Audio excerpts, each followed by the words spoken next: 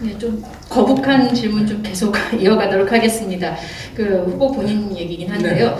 그 토론회 때 밝혀졌습니다만 손바닥에 왜 임금 왕자를 쓰셨던 것 새긴 사실이 논란이 됐었는데 아직 의문이 해소가 됐다고는 좀 보기 어려울 것 같습니다. 일단 국민들 입장에서는 이 국정에 어떤 무속이 개입될 수 있는 그런 게 아니냐 이런 의혹을 제기할 수밖에 없는데요. 그런 무속 연루 의혹이 정말로 억울하다면은 그 과거에 그렇게 말씀하셨습니다. 지지자 중에 한 사람이 손바닥에 이렇게 글자를 써줬다 이렇게 얘기를 하셨는데 그 지지자에게 직접 좀 해명을 해달라 이렇게 요구를 할 수도 있지 않을까요? 이 사건이 어떻게 된 겁니까? 동네 할머니인데 제가 외토에 사시는지 이름이 누구인지도 모르고 이분도 너무 좀 입장이 곤란한지 나타나질 않고 계십니다. 그리고 이 국정이나 공적인 일에 제가 지금까지 검사로서 해온 일들이 법정에 가서 철저하게 검증이 이루어져야 되는 그런 일들을 저는 해오고 사는 사람인데 그런 무속이나 이런 거로 어떤 판단을 하고 이러는 것은 그거는 제가 그동안 살아온 공직 경로에 비추어 봤을 때 그건 전혀 합당하지 않은 그런 일입니다. 지지자건 아니건 그런 남아있는 의문을 해소해 주시고 위기를 극복하는 것도 하나의 리더십인데 후보 본인이 직접 하지 않으셔도 참모들 중에 누가 아파트에 계신 그분한테 확인서라도 받아 공개할 수 있는 거 아닙니까? 글쎄 그럼 또 그분을 얼마나 괴롭히겠습니까? 그러니까 그분이 안 나타나는 것이죠. 가만히 놔두겠습니까? 다 쫓아가서 카메라 들이대고 막 할 텐데 그게 간단한 문제는 아니지 않습니까? 예, 제가 질문 이어가기 전에요. 지난번 그 당내 토론회 하실 때는 손바닥을 이렇게 공개를 이렇게 일의식적인지 모르지만 공개를 하시는데 오늘은 상당히 다소곳하게 계신데. 보십시오. 아니 제가 그리고 그날 MBN 그 TV 토론이었는데요. 그 분장실에서 그 MBN 그 부장 한 분이 저한테 손에 왕자를 크게 쓰셨네요. 제가 보여줬습니다. 그분한테도 뭐 감추려고 하는 것도 아니고. 그래서 이걸 지울까 말까 하는 생각을 했어요.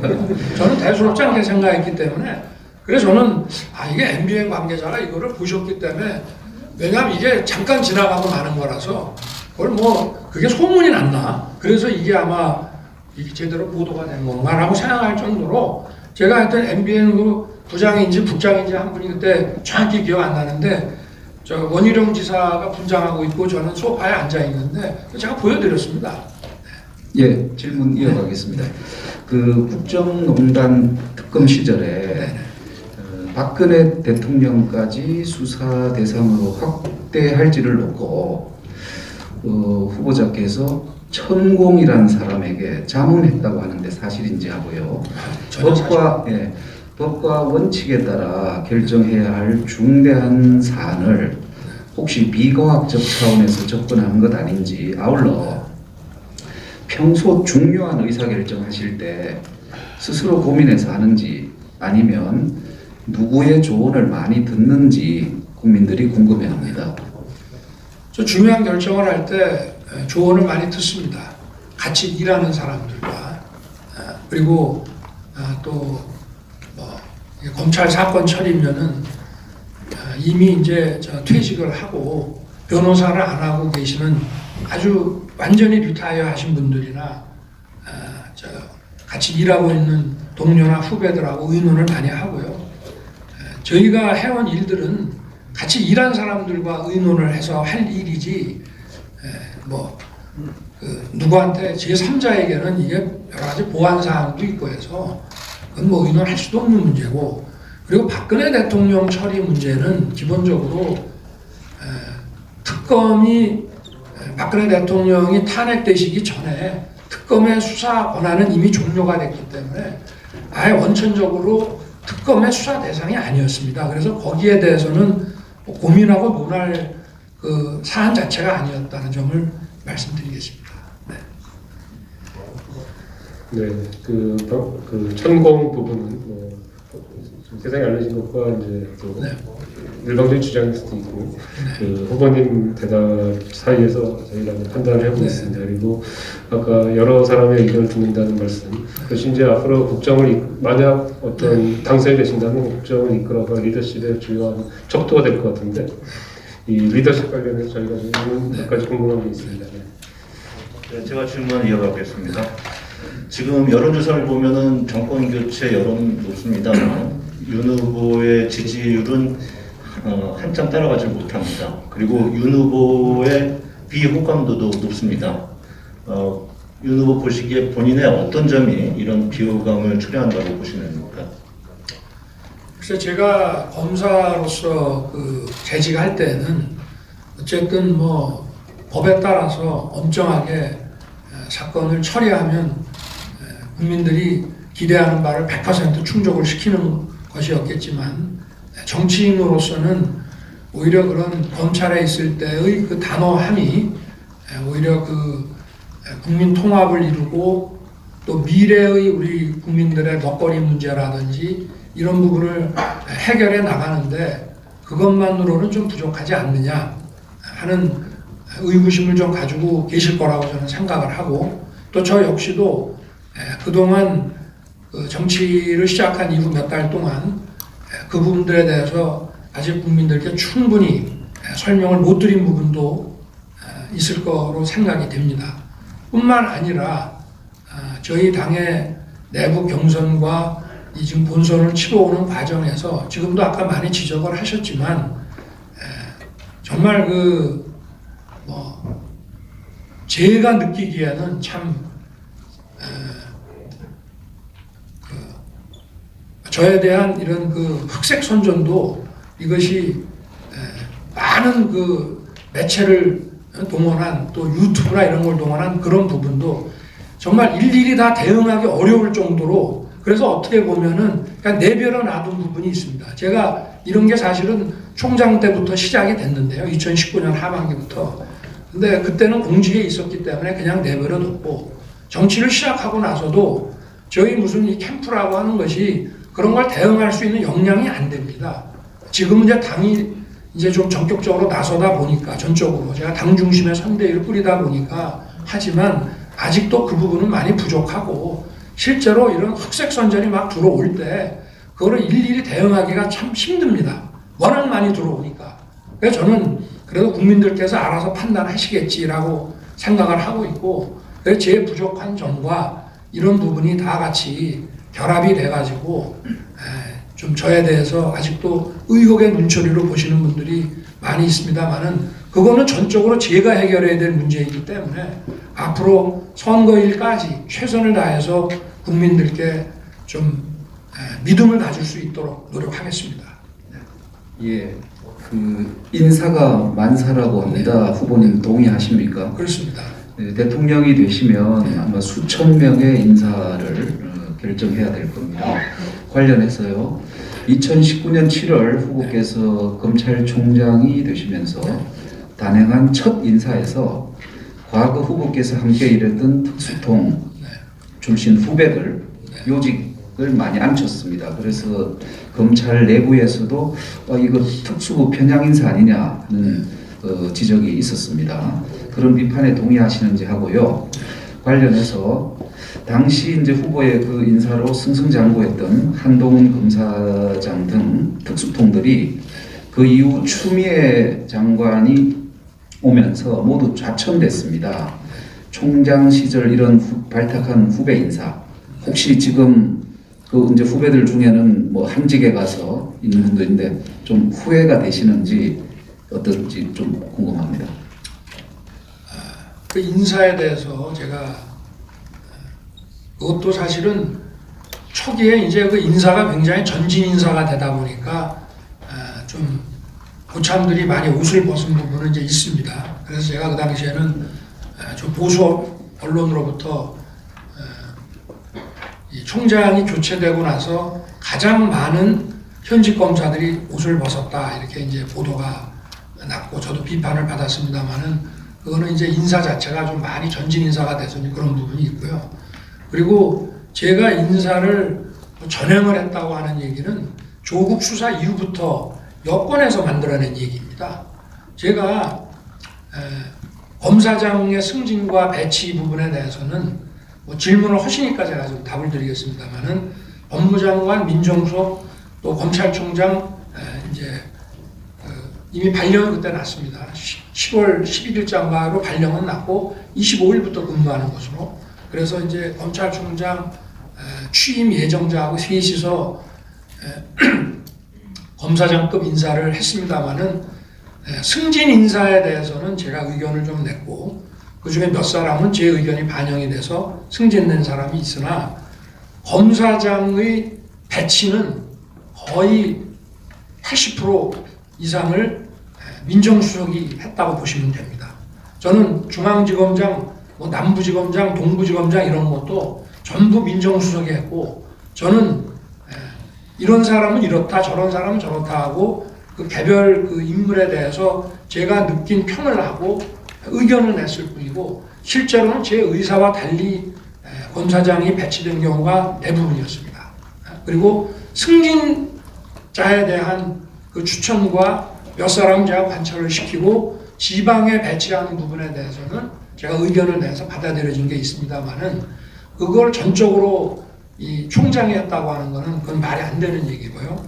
그 다음에 제가 25일 날 취임을 했더니 민정수석이 대통령께서 28일까지 보건검사 인사를 완료하라고 하셨다. 그래서 빨리 마무리를 해야 된다고 했기 때문에 제가 차장이나 부장이라든가 하는 이런 보건검사 인사에 대해서 면밀하게 관여를 할 시간이 없었습니다. 다만 중앙지검의 몇 자리와 남부지검 이런 자리들은 중요 수사가 계속 진행이 돼야 되고 또 어떻게 보면 그 사건이 만약에 공소유지가 안 될 때는 검찰 전체나 어떻게 보면 이 정권도 공격을 받을 수 있는 그런 중요 사건의 재판들이 있기 때문에 이런 공소유지를 위해서 이러이러한 사람들은 배치가 돼야 된다라고 주장을 해서 그게 관철된 사례는 있습니다만은 대부분의 인사는 제가 이미 총장으로 취임하기 전에 법무부와 청와대가 그 인사의 안을 다 만들고 제가 그거를 전적으로 전형했다는 건 말이 안 되는 얘기입니다. 아까 언급하신 민정수석은 조국 그렇습니다. 수석을 말하는 네. 조국 수석이 당시 인사의 80%를 거의 뭐 했다는 관여를 했고요. 다만 저는 제가 현직 총장 신분이고 그런 것들이 나오는 거에 대해서 제가 언론에 대응을 안 했을 뿐입니다. 그러나 그거를 검찰총장한테 검찰 인사를 다 맡기는 그런 정권 없습니다. 네. 네, 감사합니다.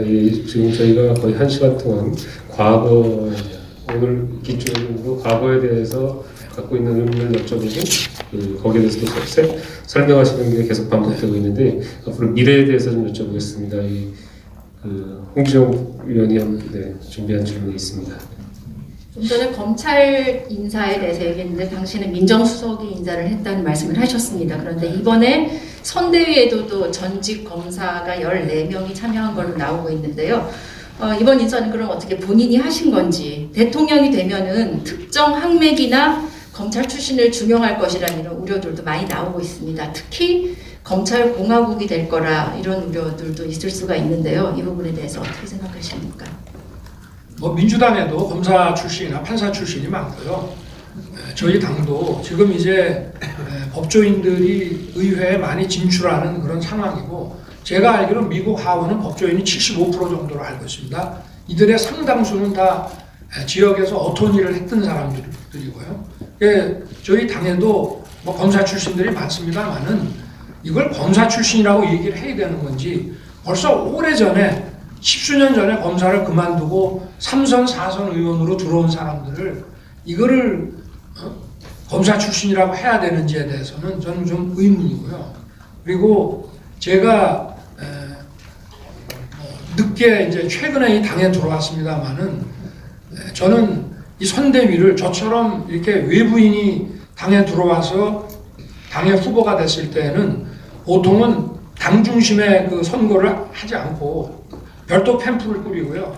당 선대위는 좀 형해화시켜 놓습니다. 그런데 저는 우리 당의 당 조직을 더 강화해야 된다는 판단 하에 당 중심의 그 선대위를 운영을 해서 당 중심으로 선거를 치르겠다고 제가 표명을 했고, 그러나 제가 당의 인물들, 국회의원들 저 잘 모릅니다.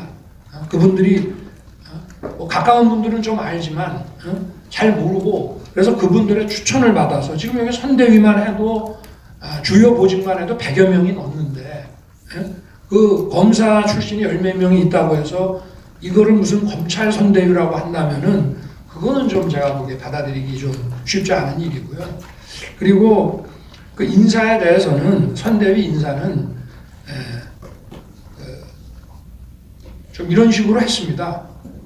추천은 받고 제가 결정은 제가 했습니다만은 가급적이면은 다양한 그 의견을 저도 많은 데서 저도 듣고, 또 누가 A라고 추천을 하면 저는 반드시 반대 여러 군데에다 그걸 둡니다. 그렇게 해서 제가 잘 모르기 때문에 그 인물에 대해서 제가 대통령이 되더라도 그렇게 인사를 할 겁니다. 비서실장으로 내정된 사람 얘기만 듣는 것이 아니라 여러 쪽에다가 파이프라인을 놔두고 그 사람들에 대해서 다 크로스 체크할 겁니다.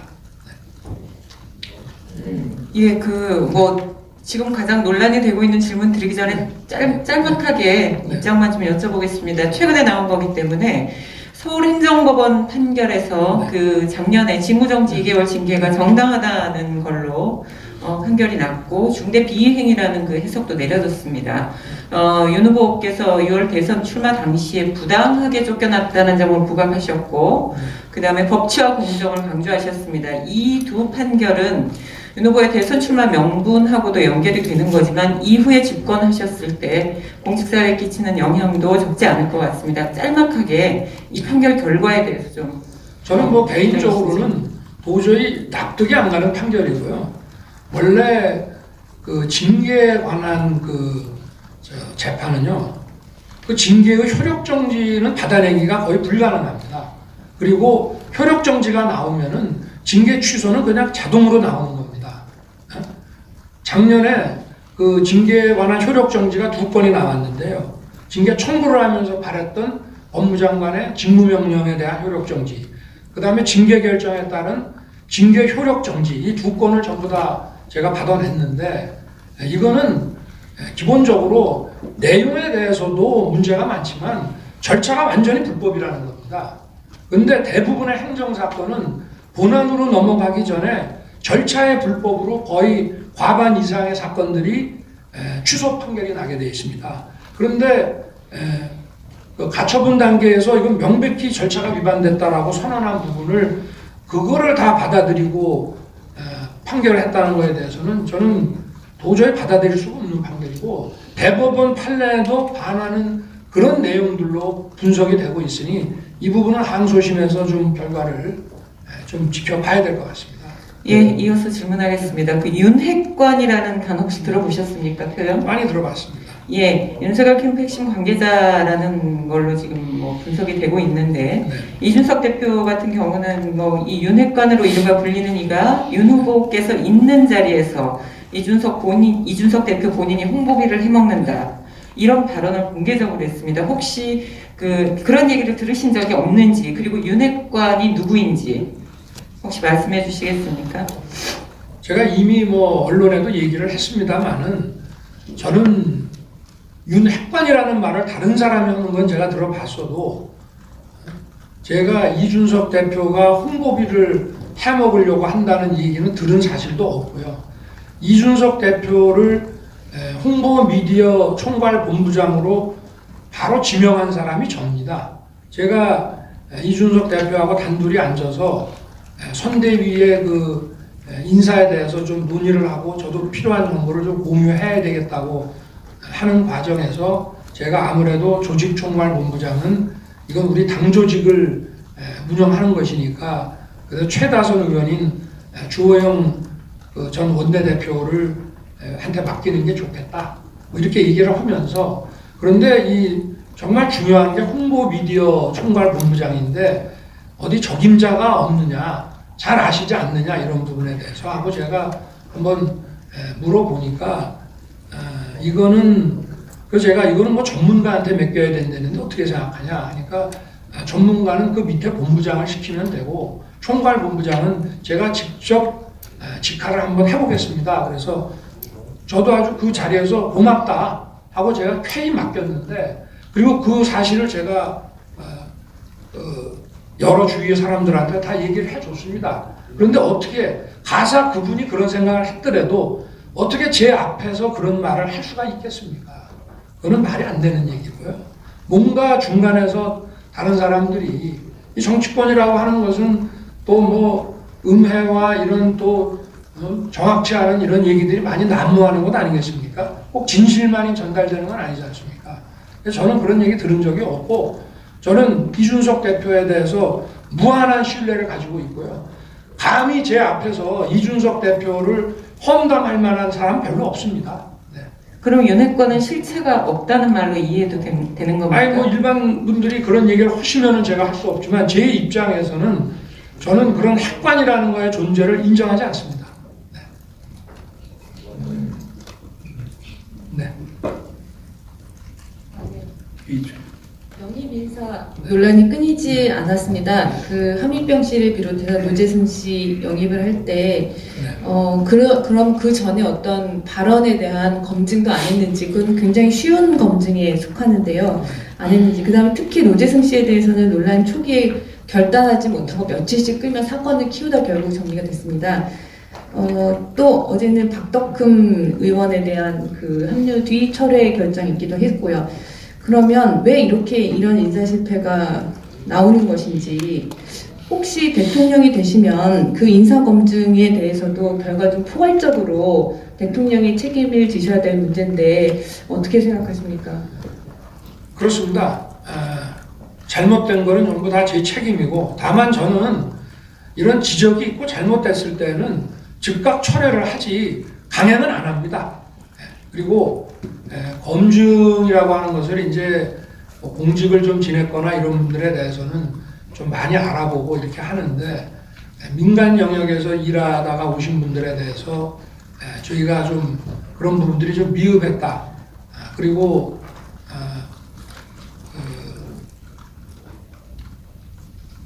즉각 뭐 이의가 제기됐다고 해서 당일날 할 수는 없는 것이고요. 그분도 자기의 최소한의 명예가 있기 때문에 저희가 엄정하게 또 살펴볼 시간은 필요한 것이고요. 그래서 한 이틀 또는 3일 정도 걸린 걸로 알고 있습니다만은, 그걸 가지고 결정이 늦었다고 얘기를 하는 분들도 있을 수 있습니다. 그러나 그분들도 큰 결심을 하고 저희들의 선거를 돕겠다고 오신 분인데, 그게 언론에서 좀 의혹 제기를 한다고 해서 당일날 단칼에 그걸 정리할 수는 없고, 또 본인도 스스로 판단할 수 있는 시간도 좀 줘야 되고 하다 보니까 조금 지체된 건 있습니다만은, 이 모든 문제는 최종적인 의사결정을 하는 제 책임이고, 그리고 저도 뭐 앞으로 제가 정부를 맡게 돼서 인사를 하게 되면 그때는 정말 저도 검사 출신이니만큼 철저하게 모든 정보와 수사 라인을 동원해서 검증을 하겠습니다만은, 그럼에도 불구하고 국민들이 지적하는 부분이 문제가 된다라고 하면 그거는 밀어붙이지 않고 국민의 뜻에 따라 후퇴하겠습니다.